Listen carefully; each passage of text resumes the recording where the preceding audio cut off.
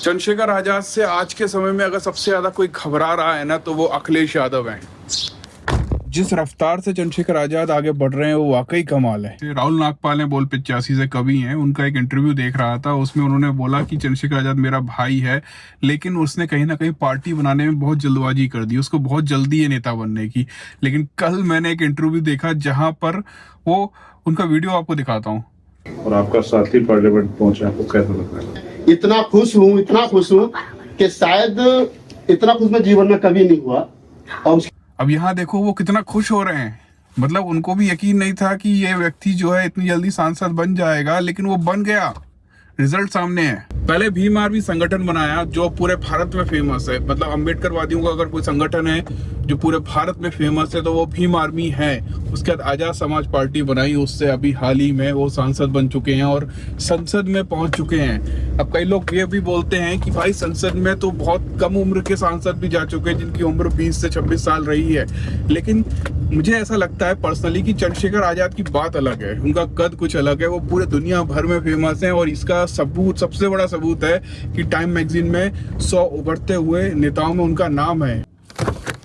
चंद्रशेखर आजाद जो हैं वो हमेशा डॉक्टर अंबेडकर की एक लाइन बोलते हैं, अब रानी के पेट से राजा पैदा नहीं होगा। चंद्रशेखर आजाद ने अपनी दम फम से राजनीति में जगह बनाई। वहीं दूसरी ओर अखिलेश यादव को राजनीति विरासत में मिली है, ये सब जानते हैं। सोचा परेशान कर ले थोड़ा सा। अच्छा देखिए ये डिजाइन, देखिए ये हमारा ओरिजिनल डिजाइन है और वो ये तो हमारा इतना फेमस डिजाइन है कुछ कह नहीं सकते। देखो युगल भाई जो है अपनी शक्ल नहीं दिखा रहे, इसमें ब्लू वाला भी है। अरे युगल शक्ल तो दिखा दो तो। ये शक्ल ऐसा क्या हो गया? आज नाके नहीं आया ना युगल भाई। अच्छा ऐसा क्या काम करती है कि मुंह छुपाने की जरूरत पड़ रही है आपको? है आप तो इतने गोरे हो। मेरे गोरा देख आप कुछ तो मेरा गोरा चेहरा देख के मजाक उड़ाते हैं मेरा। अरे युगल भाई आप इतने गोरे हो यार, आप तो सबसे बड़े गोरे हो हमारे ऑफिस में। अगर चंद्रशेखर आजाद इसी रफ्तार से आगे बढ़ते रहे तो मुझे ऐसा लगता है कि वो भारत के सबसे बड़े प्रदेश उत्तर प्रदेश के मुख्यमंत्री बन सकते हैं। और यही बात अखिलेश यादव को भी पता है और यही कारण है कि वो उनसे घबराते हैं। और यही घबराहट हमको 2024 के लोकसभा इलेक्शन में देखने को मिली। जब चंद्रशेखर आजाद ने अखिलेश यादव से सपोर्ट मांगा तो उन्होंने बोला कि हमारी साइकिल पर बैठकर संसद जाओ। वो कहते रहे कि मुझे मेरी पार्टी से चुनाव लड़ना है, लेकिन अखिलेश यादव एक बार भी नहीं माने। जब वो उनको टिकट दे सकते हैं तो उनको समर्थन क्यों नहीं दे सकते थे? ये बात आपको समझ आनी चाहिए, जो बहुत सारे लोगों को समझ आ रही है। प्रदेश में इंडिया गठबंधन के मुख्य चेहरे अखिलेश यादव थे, लेकिन उन्होंने बहन जी और चंद्रशेखर आजाद को उसका हिस्सा नहीं बनाया, ना ही बनने दिया, ऐसा खबरों में आया। उन्होंने भी बहुजन समाज पार्टी को एक तरीके से खत्म करने की कोशिश की। अगर इज्जत से बुलाते, प्रॉपर सीट देते तो हो सकता है कि वो भी उस गठबंधन में आ जाते। चंद्रशेखर आजाद तो उनके दोस्त थे, वो तो उनको बुला ही सकते थे, एक सीट तो दे ही सकते थे, लेकिन नहीं दी। सोचिए क्यों? जिस बात का डर था वो हो गया। और चंद्रशेखर आजाद ने जो शायरी लिखी थी, इसको उगना होता है वो पत्थर का सीना चीर के उग जाता है, वो हो गया। अगले उत्तर प्रदेश के विधानसभा के चुनाव में अगर कोई सबसे बड़ी चुनौती बनकर आ सकता है तो वो चंद्रशेखर आजाद होंगे। मैं कंफर्म नहीं बोल रहा हूँ, लेकिन जिस स्पीड से वो आगे बढ़ रहे हैं मुझे लगता है कि सबसे बड़ी चुनौती चंद्रशेखर आजाद है। उसी तरह से मोदी सरकार की गले की हड्डी कौन बना हुआ है इस वक्त? सोचिए, एक व्यक्ति के पास उसकी गोदी मीडिया है, उसका IT सेल है, उसके लोग हैं जो सोशल मीडिया पर जो है बहुत कुछ बोलते हैं जो असल में सच होता नहीं है। लेकिन उसके बावजूद एक बंदा है ध्रुव राठी जो मोदी सरकार की गले की हड्डी बना हुआ है। चुनाव के दौरान नेशनल दस्तक, यूट्यूब चैनल, बोलता हिंदुस्तान, ऐसे कई सारे चैनलों पर जब बैन लगाया गया तो ध्रुव राठी ने इनकी आवाज उठाई। मैंने ध्रुव राठी का पहला वीडियो जो है 2016 में देखा था, जब सरकार ने नोटबंदी लागू किया था, और उस दौरान पूरा का पूरा गोदी मीडिया मिलकर सरकार की वाह कर रही थी।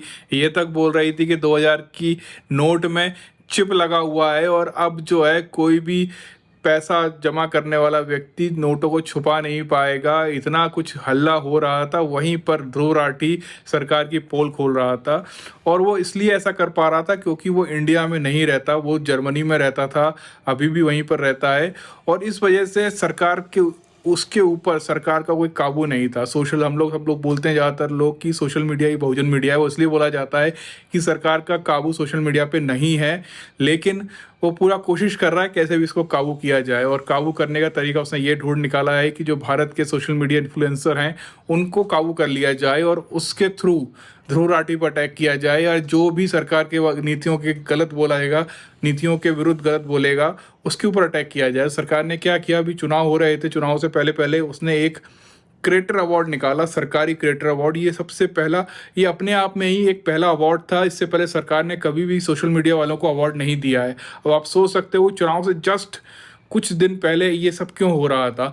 उसने बड़े बड़े यूट्यूबर जिनका धंधा बंद हो चुका है, जैसे टेक्निकल गुरुजी है, जिसको कोई नहीं पूछता, जो टेक्निकल जो फील्ड है, जो टेक्नो कम्युनिटी है, टेक्नोलॉजी के बारे में जो वीडियो बनाते हैं, उसमें भी उसकी कोई खासा इज्जत नहीं है, कोई इज्जत नहीं करता है।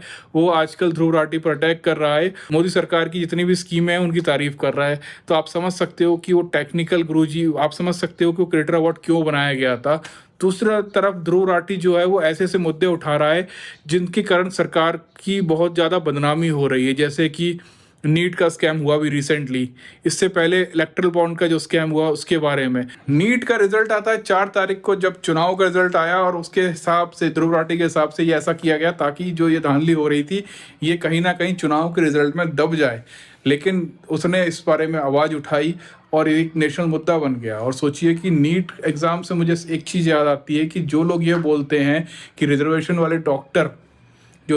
वाले डॉक्टर होते हैं उनसे इलाज नहीं कराना चाहिए, वो अच्छा इलाज नहीं कर सकते क्योंकि वो रिजर्वेशन से आए हैं। और उनका पता कैसे करते हैं, उनके नाम से, उनके सरनेम से पता चल जाता है ये व्यक्ति दलित है, ये रिजर्वेशन का डॉक्टर बना होगा। लेकिन जो नीट की धांधली से डॉक्टर बने हैं उनका कैसे पता करोगे, ये तो बताओ मुझे। इसी तरह से चंद्रशेखर आज़ाद को भी रोकने के लिए बहुत कोशिश की जा रही है। कुछ ऐसी खबरें उड़ के आ रही हैं कि उनके ऊपर बहुत सारे केस ठोक दिए गए हैं, किसी चीज़ में उनके ऊपर केस लगाकर उनकी सांसदी छुड़ा ली जाएगी। लेकिन इतना आसान नहीं है। आप सब लोग उनके साथ खड़े हो और ये एक बहुत बड़ी ताकत है जिस वजह से आज अगर वो सांसद हैं, और अगर उनकी सांसदी चली भी जाती है तो वो व्यक्ति ही अपने आप में बहुत बड़ी चीज़ है इस वक्त, मुझे ऐसा लगता है। आपको क्या लगता है कमेंट करके बताइए। मिलते हैं कल, और इसी तरह की वीडियो डेली देखने के लिए आपको मेरा चैनल सब्सक्राइब करना पड़ेगा। लाइक और कमेंट करके बताइए कि आपको और किस किस तरह की खबरों के बारे में जानना है जो आपके लिए ज़रूरी है। मिलते हैं कल, बाय।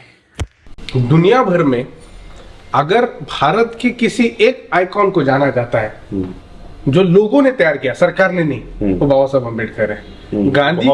गांधी को स्पॉन्सर करके किया गया है भारत सरकार ने।